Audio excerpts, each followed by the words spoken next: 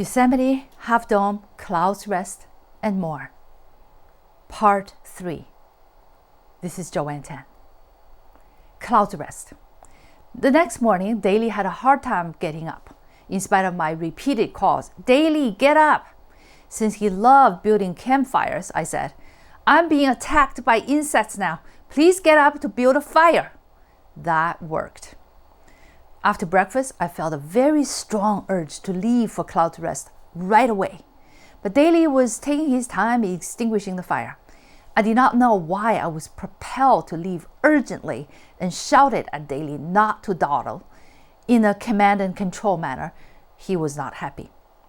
We left the campsite at 9 a.m. with our trekking poles, day packs on our backs, each containing our own windbreakers, which were used as raincoats as well as warm clothes when the weather turned cold, a full bladder of filtered water with dissolved electrolyte powder, and an additional spare Nalgene bottle of clean water in case of injuries for washing wounds, thanks to scout training. Water filter pump, first aid kits, snacks, energy bars, trail mix, beef jerky, and of course, my Garmin satellite navigation and SOS device.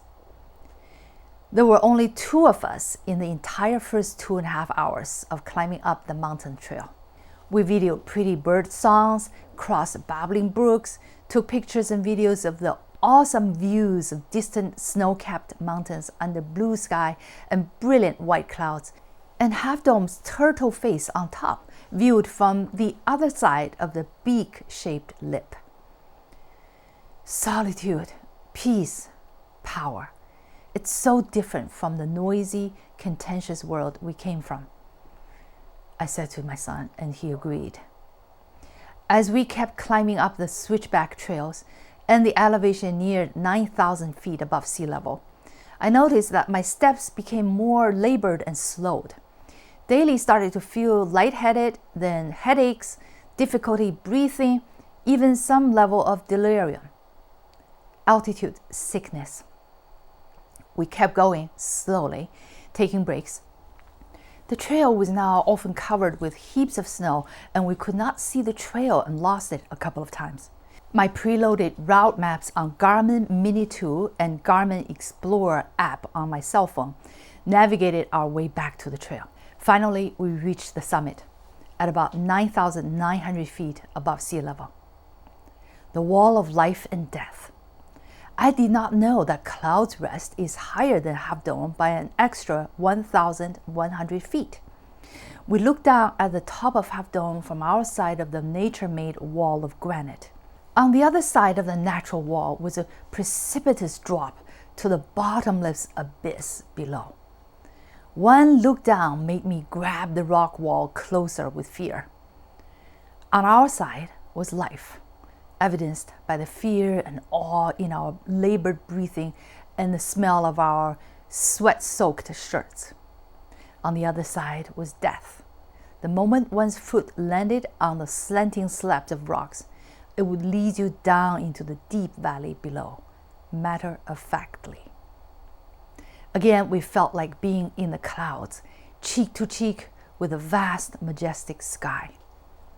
Above the wall, there was a peak of Clounds Rest about another 100 feet high, made of random and precarious piles of granite rocks, without any vegetation but loose gravel and sand on top of rocks, all weathered by the sun, rain, snow, and wind.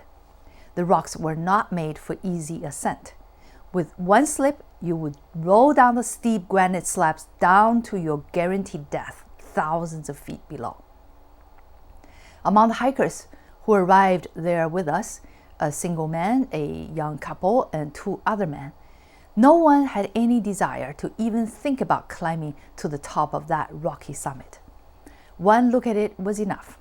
That pile of rocks would also be the highest antenna for receiving the first electric charge from any rain clouds.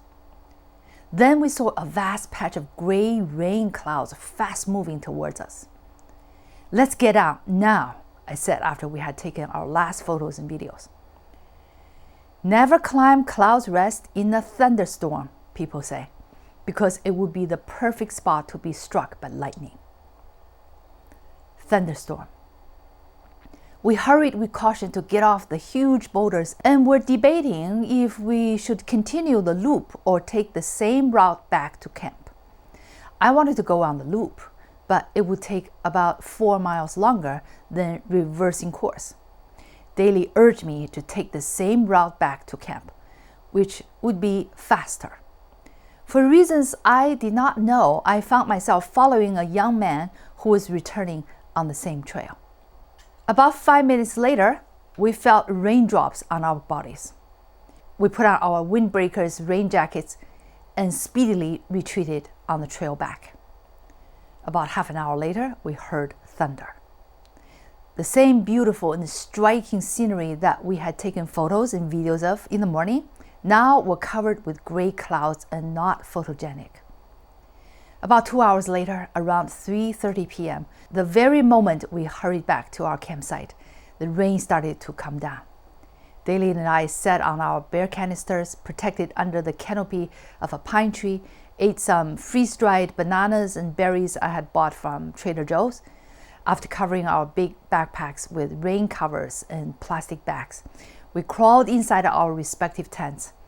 The splattering raindrops on the rain flies soothed us to a comfortable nap inside our warm down sleeping bags when the outside temperature suddenly dropped.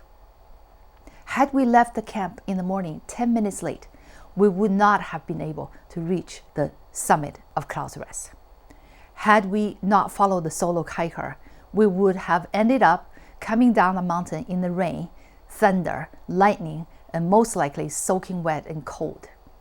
I felt deep gratitude for God and His angels. Daly kept reminding me, "See, I told you we shouldn't take the loop. I was right." He was. The next morning, we both would face the dangerous descent of 3,665 feet down to the valley on the mist trail, next to dangerous cliffs, on steep and slippery rocky steps among ignorant tourists. It scared us more than half done, since we both would be carrying more than 30 pounds of weight on each of our back.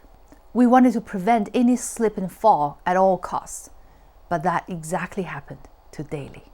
Stay tuned to part 4 of 4 coming up. Something else I want to share with you here, not about Clounds Rest, but an enchanted encounter with a quail in my first week in Yosemite when I was hiking up the Panorama Trail. A full-fledged quail stepped out of the bushes next to the trail about 2 feet away, and she was not afraid of me at all. I started to talk to her, and she cooed back to me. We had a conversation where we each understood each other. I then took out my cell phone and videoed how she truly was talking with me while crossing right in front of me. Isn't that the way God wanted us to do? To take care of all creatures on earth, to protect them. They trust us, like children trust their mother and father, like your dogs and cats trust your love. Here's the video you can see and hear for yourself. Hey, here's a quail so close to me, right? Crossing the trail right in front of me.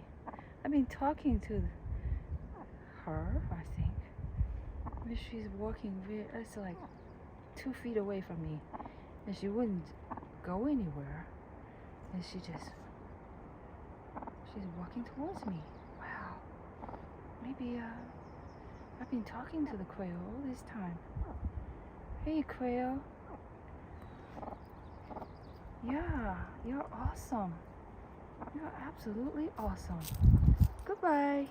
Stay tuned to part 4 of 4 coming up. You can read the rest on my website 10plusbrand.com blog. Thank you.